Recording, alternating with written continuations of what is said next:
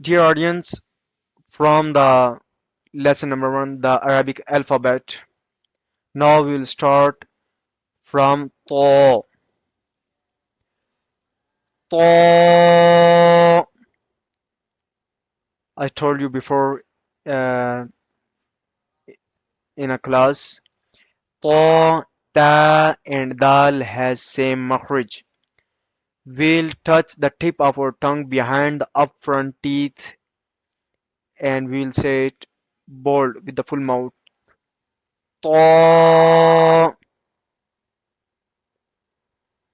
Originate when tip of the tongue touches the gum of the upper two front teeth and say to, to. You can see here the tip of tongue we are touching behind the up front teeth and saying to. After that is the. To and the has same structure and same shape. But the difference is just the dot difference. Ta is without the dot and za has one dot up. Za we will read softly. And also za, zal and sa, three letters has same makhraj. The makhraj is originate when the tip of the tongue touches the edge of the upper two front teeth. And say za, za.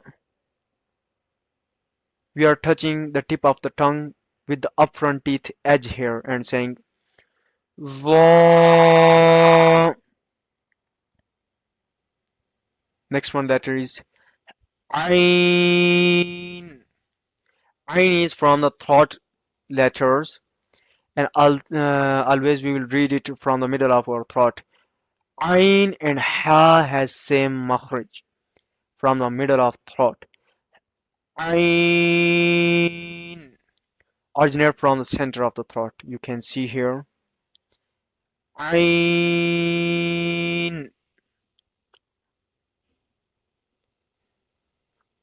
Next one letter, number 4 letter is Ghain.